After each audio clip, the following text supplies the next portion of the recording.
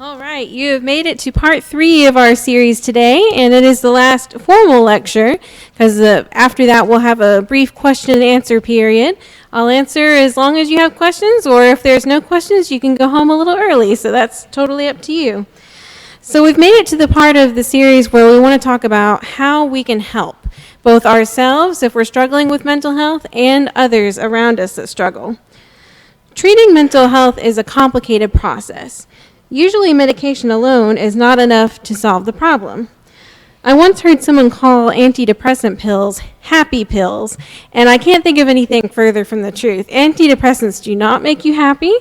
If anything, they make you less sad and a little bit more functional, but they are not happy pills.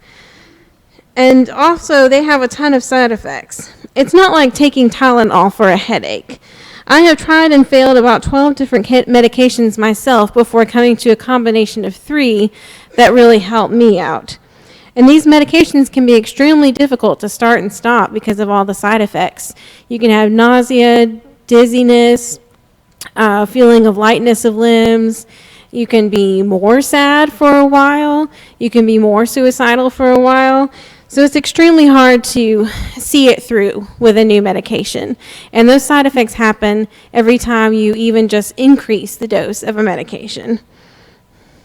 And it often takes about 6 weeks of persistent use before a medication starts to have any effect. So you can see why so many people who have mental health disorders really struggle with taking their meds, because often it makes them feel a lot worse for a while, and you really just have to stick it out for that full 6 weeks. So getting the right medication can take years to figure out. While waiting for meds to make a difference, most people will require some sort of talking therapy to give them strategies to get through each day. But finding a good therapist isn't always as straightforward as you might think. I've gone through about 3 myself, and one of them told me that to feel better, I simply needed to have my hand on my heart and breathe, which wasn't such bad advice. But then her next piece of advice was that I needed to have a lot of sex. I kid you not. And this was at a time when I couldn't stand to be touched either.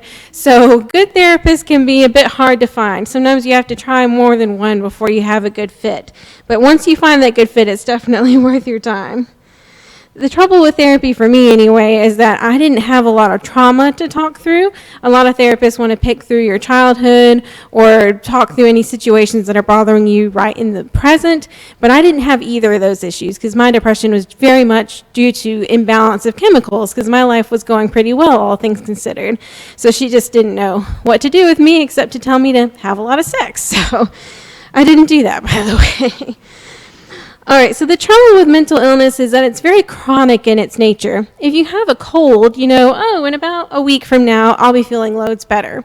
Or if you break a leg, you know that in about 6 to 8 weeks, you can be out of your cast and on your way. But with mental illness, you never know when that suffering is going to end. It could be a week, it could be 6 weeks, it could be a year, it could be the rest of your life, and you just don't know. And even a mild mental illness can get very draining. One illustration I like to use is the milk jug illustration. Anyone can hold a milk jug at arm's length for a while, assuming it's full.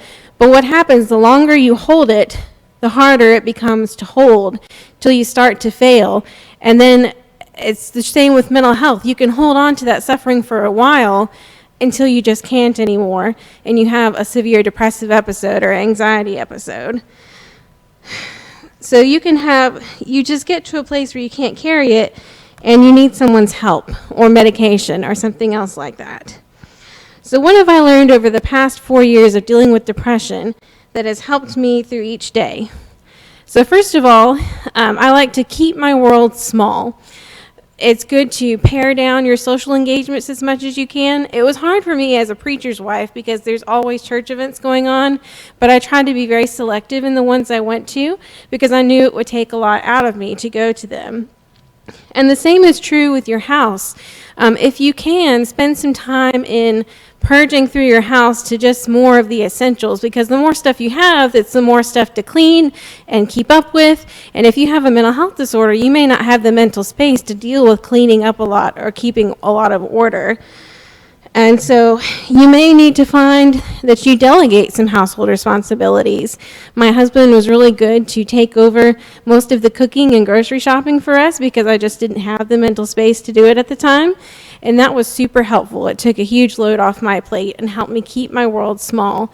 I had to teach my kids how to keep their own rooms clean. And honestly, that's a skill I still value, even as I have felt a lot better. So try and keep your world as small as you can. Really edit down to the most important things. If you know your social battery is very low just because your mental illness is making it so, prioritize the people you're going to spend that energy on and cut out some of the excess. So good organization takes some of the mental load off. Keep your goals for the day small. Sometimes it is enough to just make the bed, get showered, and do one load of laundry. And on a bad mental health day, even that can feel like a big ask. So second, I have learned to make my bed and get myself ready for the day. I know that sounds like a really small thing to make your bed, but for someone who spends a lot of time in bed, it's really, really important. Making your bed is a small accomplishment, but can lead to bigger accomplishments in your day. And I'm less likely to spend the whole day in bed if I have made my bed. And even if I know I'm going to spend some of the day in bed, it maybe cuts down on just how much I do. I don't know what it is about the bed. If you have depression, it's just a really great place to cry, to be tired. It's just a safe haven, right? So we need to take care of our safe haven. And we need to get ourselves ready for the day. It is really easy to put yourself last when you have mental health struggles. It is even to the most basic of things. I found it hard to brush my hair, to brush my teeth, to take a shower every day. Those things felt like a monumental ask at the time, but it really helped me. It is so bad for your mental health to look as bad as you feel, because when you see in the mirror how bad you look, that just feeds into that cycle of poor mental health even more. So if you can just do the very basics, brush your teeth, brush your hair. If you wear makeup, maybe just do a very pared down version of your makeup routine. Get someone else to help. My mom used to braid my hair for me on really bad days so it wouldn't get matted up, because I have curly hair and it can do that. So take care of yourself just a little bit. And sometimes I would look in the mirror and see myself put together, and that helped put me in a fighting mindset. It's like, okay, we're not spending the whole day in bed. We put ourselves together a little bit. We can fight this a little bit more today and get a little bit more accomplished. My next bit of advice, get outside and get moving. If you happen to be very depressed or anxious on a sunny day, go outside and get on a blanket or get in the shade if you need to and just rest. There's something very grounding about being in the outdoors. And I found that there were times when I was very catatonic, something about being in the sun helped me thaw from that a little bit. And the fresh air was very good for me. Also, doing some exercise. That was probably one of the hardest things my family and therapist told me to do when I was feeling depressed, because moving sounded like rubbish at the time when all I wanted to do was be in bed. So during those times when I was very catatonic and not moving and not talking, my mom would just gently lead me by the hand. We'd take a very slow lap around the neighborhood. And while I hated doing it, usually by the time that lap or two was over, I was feeling just a little bit better, like I could move a little bit more. And if you have just mild anxiety or depression, having some regular exercise, even if it's really low impact like yoga, can help get some good endorphins going in your brain, and it really helps supplement any medications you're taking. So I recommend, even if it's the slowest snail's pace of a walk ever, get outside, get moving just a little bit, because the truth is depression hates a moving target. So you want to be that moving target. This may be obvious, but going to therapy can really help. It's sometimes good to have someone to talk to who doesn't know you and all your siblings and all your loved ones, that is just fresh eyes on your situation. Because one of the things we do when we have mental illness is we can have some very distorted thinking patterns. We can have all black or white thinking. We can have all or nothing thinking. We can distort reality, have all or nothing statements. And a therapist can help listen to your thoughts, validate them, and then help you reframe them in a way that's more helpful. So for example, in my all or nothing thinking, I think I want to die. I'm at the end of my rope, I want to die. And the therapist can help you reframe that and say, you don't want to die, you want the suffering to end. And something about those reframing statements just help make more sense of your world and help you have mantras to carry on with each day. So going to therapy can be really, really helpful. And for some of you with situational depression, maybe there is some trauma you need to talk through and help piece together and get healing. And a therapist is going to have the expertise to listen and hopefully say statements that are helpful and not hurtful. My next bit of advice is to find projects. I found that keeping my hands busy helped keep my mind in a better place. I learned how to knit during my depressive episode, and now it's one of my favorite hobbies. I'm not good at it. I can do anything that's square or rectangle, but don't ask me to do a sweater because I can't do it. Pot holders all day long. But so keep your hands busy. So whether that's knitting, piano, sewing, refinishing furniture, which is one of the things I like to do. I can tell you I have scrubbed away and sanded away a lot of my troubles. Just it gives your brain something else to focus on. And repetitive tasks like sanding or knitting are really helpful to help your brain calm itself, focus on something else.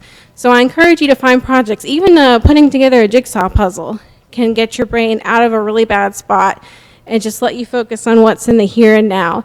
And something about doing a puzzle or knitting doesn't feel as overwhelming as like cleaning one's house, and something about being creative really can help stimulate the brain. So find yourself some projects, learn how to knit. There's really good YouTube videos on that. My next bit of advice is don't be alone too much. Find someone you're comfortable showing your most vulnerable, ugly self to. For me, those people are my mom and my husband. They were the people who saw me sobbing, wishing for death, not eating, not talking, and twitching painfully. They were the ones who made sure I took medicine, took care of myself, and didn't give up. In the struggle with mental illness, you desperately need a cheerleader in your corner. These are the people who will remind you of your reasons for staying alive and who will not let you give up. Allow this person to sit with you in your darkest moments. Share your big and small victories with your support person. Be comfortable with your support person sometimes telling you what to do, like taking a shower or taking a walk. And most importantly, don't be alone if you're suicidal. If you find yourself wishing for death, being alone is one of the worst things you can do because it makes it that much easier. If you have another person in the room with you, they can remind you of your reason for living, and it just takes that temptation away. So please don't be alone if you're feeling suicidal. Finally, I suggest keeping a journal. I know writing is not for everyone. Not everyone likes to journal. But I tell you, a journal can be a very good therapeutic tool, and nobody has to read that but you. So don't worry if you don't feel like you're a good writer. That does not matter. A journal is not going to judge your thoughts, no matter how dark or ugly they may seem. Journaling gives you an outlet to vent your pain and frustration without hurting anybody else unintentionally. Your journal can bring you out of a negative and persistent thought spiral. And oftentimes, if you can write down your thoughts, it frees you from having to think about them over and over again. It puts an ending point on those thoughts. Writing is a form of drawing out poison and can be very therapeutic. Also, looking back at your journal entries later can show you how far you've come, how much progress you've made. One unexpected benefit journaling had for me is that it became a bit of a memory aid. I have very few memories of the year 2020 and 2021, but I journaled all during that time. So I'm able to go back and look not only at the sad stuff, but some of the good stuff. I wrote down what happened at my sister's wedding while I could still remember it. And now, even though I don't have physical memories of her wedding, I can go back and read about it and remember that way. And I can remember what my kids were like and what they were doing at the time, because I feel like I've missed out on a lot of their childhood with my depression struggle. So yeah, a journal can be a great memory aid for recalling the good events. So these are all tips for the person who is actively dealing with some kind of mental health disorder. So I want to leave us with having tips of how you can help someone else who's having a mental health struggle. So the best thing you can do for someone struggling with mental illness is, of course, to pray for them. Pray hard for them and pray very specifically. Pray that they find the right medication, that talk therapy is going to be beneficial. Pray that you will have the right words to say, or that you will have the wisdom not to say anything at all if that's what's called for. And most of all, let them know that you're praying for them. I can't tell you how much it has helped me to have a myriad of people just say, hey, I'm praying for you. I hope you have a stronger week. Let me know if you need anything. And often the prayer was what I needed the most, and knowing that someone was praying for me. Offer to help around the house. And when I say offer to help around the house, what I really mean is say, hey, I'm coming over. What time works for you? Because someone with mental illness, if you ask them, do you need any help? Most of the time their answer is no. Because for a lot of reasons, either they don't have the mental space to decide what needs doing, or they're too embarrassed to have you come over and help, or they just don't want to seem like they need help because that puts you in a vulnerable spot. So it's on you to say, I'm coming, what time? And sometimes not even what time. Sometimes just show up and say, I'm here, I'm going to help. And if the person can't tell you what they need help with, look around for something obvious. Do you see some dishes that need doing? Well, just help yourself. Do some dishes. Do you see some laundry that needs doing? Go ahead and do it. Because someone with severe depression has a hard time directing their steps and knowing what to say or what to do. So you need to be formidably nice and help out with anything that's obvious. And if there's kids in the picture, that's a great way to help. You can babysit for a little while, or fix the kids a meal.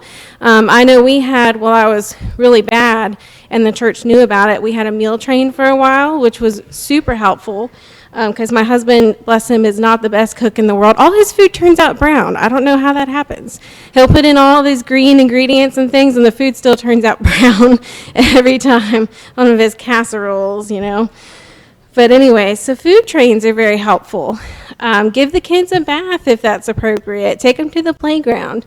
You just cannot say, what can I do? Because the answer will inevitably be nothing, when clearly that person needs help now more than ever. So be formidably nice. Go and do the help, whether you're asked to or not. And I guarantee you someone will appreciate it. There's something about having an ordered home that makes a person with mental illness feel like things are just a little bit more under control. Oftentimes, the house and its condition will reflect the mental state that someone is in. So if the house is in great disarray, very cluttered, things not done like dishes, and that's not the person's norm, you can really tell just at a glance, hey, this person's not doing well.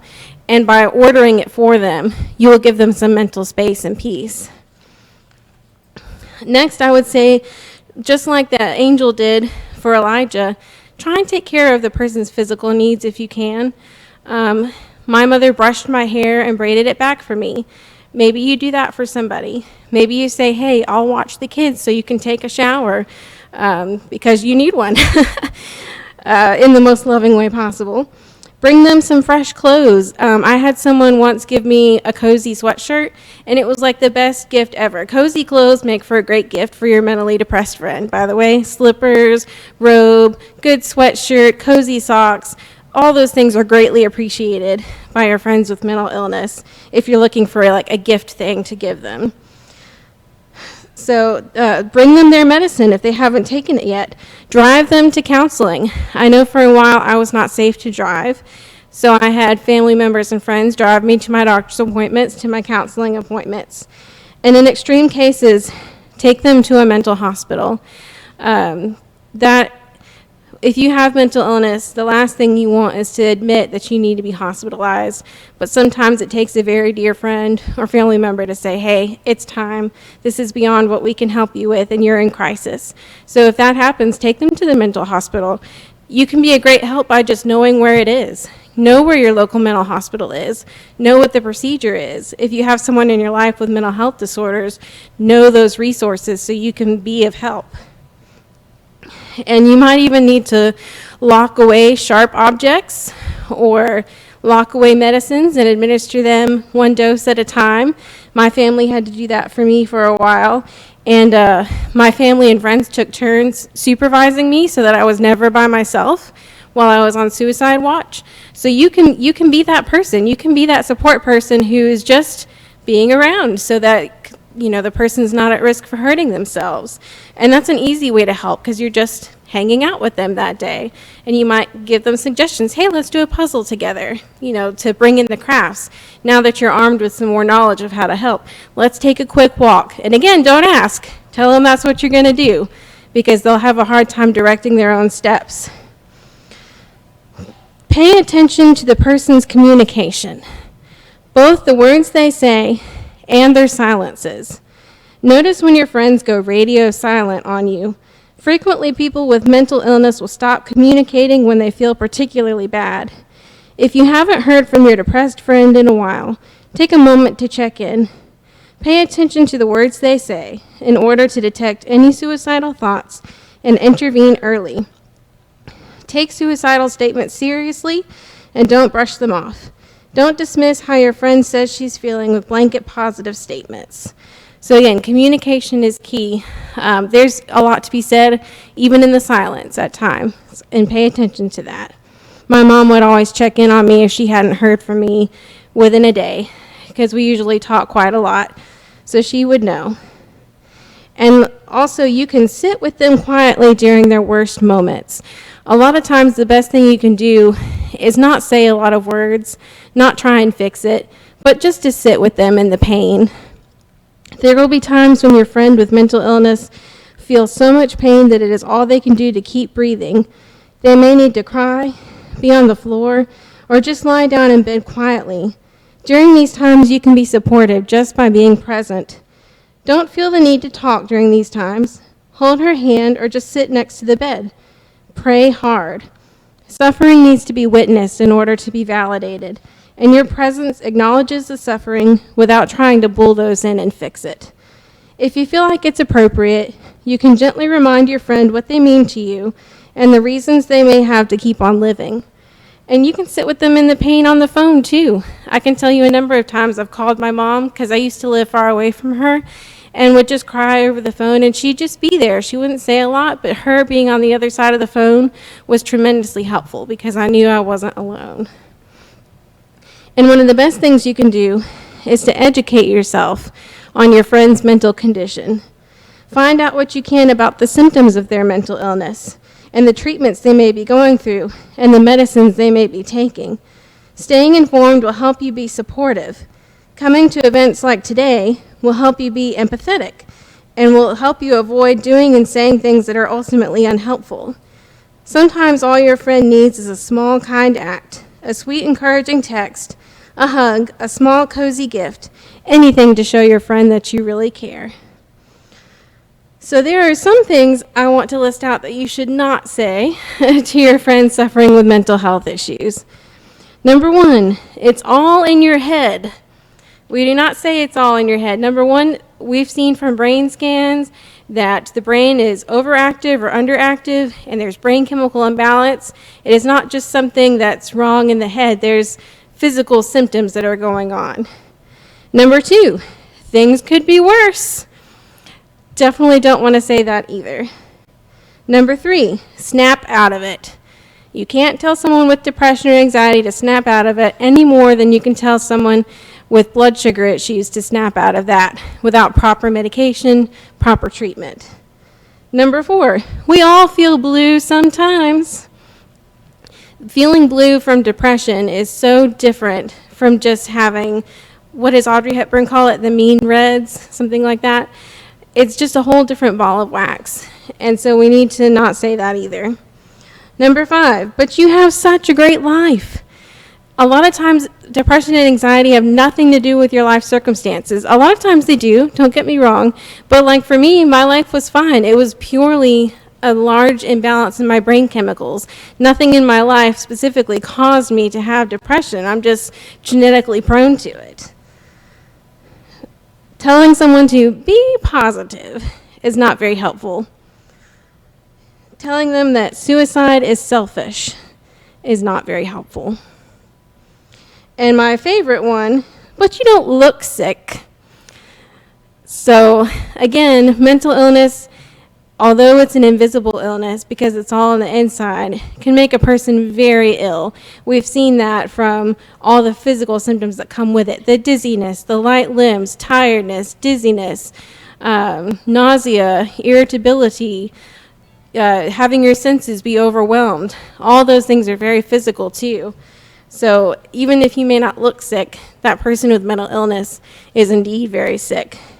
So those are all things not to say. And this session is going to be a little shorter, but to wrap up, I wanted to read a story I wrote to try and explain.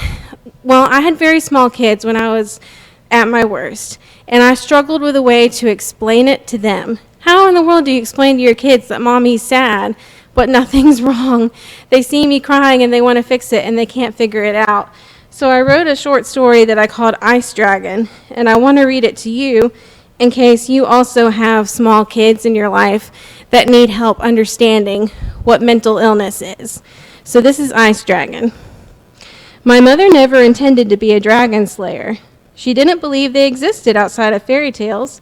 After all, she'd never seen a dragon guarding a cave or heard a troll come out from under a bridge. And she certainly never chopped down a beanstalk to escape from an angry giant. But although we may not see them, invisible beasts still live among us. And any time you feel fear, sadness, anger, or dread, you can be sure one is nearby. My mother has a cozy fire around her heart that keeps our whole family warm. When she is happy, even the gloomiest places feel homey. My mother's heart burns brighter than most, which is perhaps why the ice dragon decided to follow her. Ice dragons hate happiness and do everything in their power to douse the joyful flames with their icy breath of grief, sadness, and despair. My mother could feel the invisible dragon stalking her long before she knew its name. The first chilly snowflakes only dimmed her flame. Mom smiled less often and slept far more. As the ice dragon drew nearer, it covered Mom in its dark shadow. Though there was light all around, the shadow was so large and so heavy that she couldn't see past the darkness. Mom's flame still burned deep inside, and we no longer felt the full power of its warmth and joy. One day, the ice dragon covered my mom with invisible icy breath until she was completely frozen. The ice was heavy. She could not move, and her words came out quiet and muffled. Under the invisible ice of grief, Mom seemed miles away. She couldn't really see or hear us. But the embers around her heart still flickered, and she slowly began to thaw. Each time she cried, we knew a little more of the grief was melting away. Eventually, the ice thawed enough where Mom could move and talk again. She was still shivering with cold, but she knew the ice dragon would return to finish her. This time she was ready to fight. Though she still couldn't see the invisible dragon, she began to recognize its tracks. She could feel the dark weight of its shadow over her again, but this time she remembered the light she could not see. She called the dragon by its name, Depression, and did everything she could to be armed for battle. Mom visited doctors who gave her magic potions to rekindle and protect the fire in her heart. She would play the piano to lull the dragon to sleep. She sat in the sun to help melt the ice around her. Therapists gave Mom spells, words of power and protection to keep her flame alive.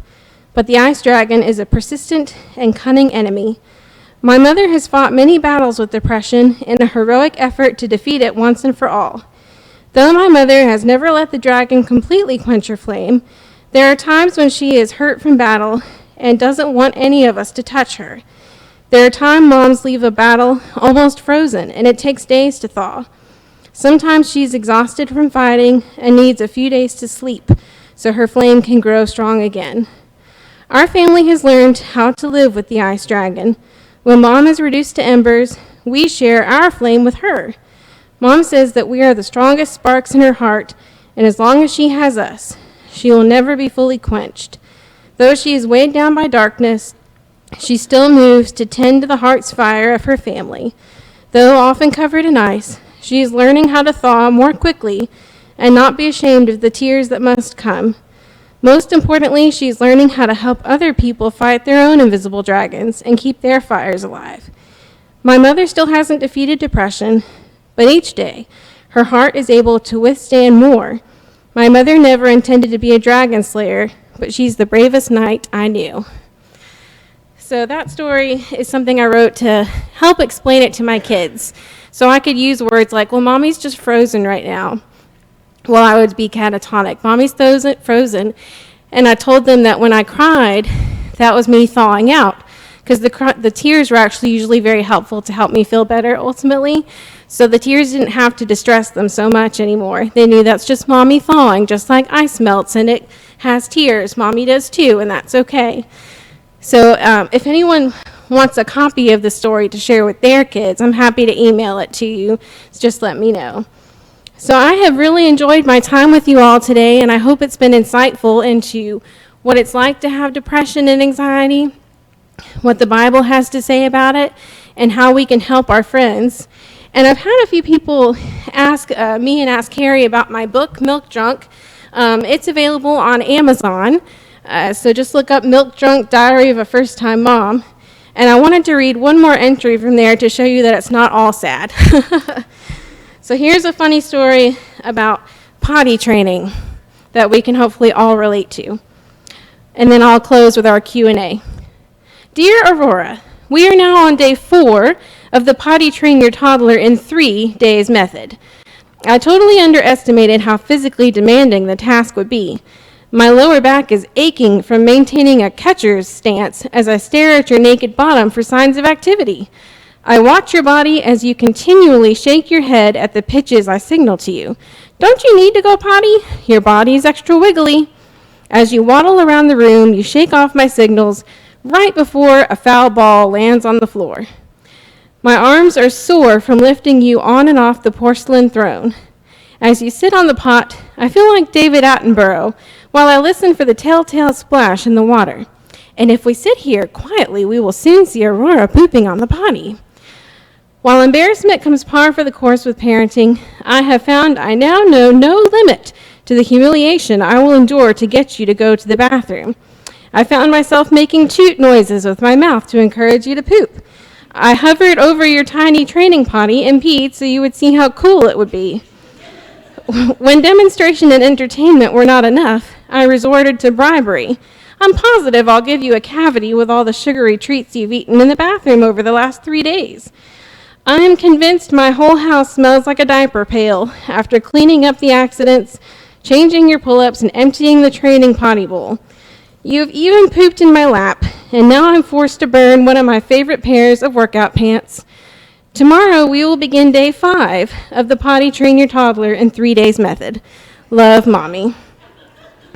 So there's a lot of stuff like that in there too. So I promise it's not a sad book. Most of it's pretty lighthearted. So with that, I want to open it up to questions, and if you have any, I'll try to answer, and if you don't, you can go home early. So that's totally up to you. Does anyone have any questions for me?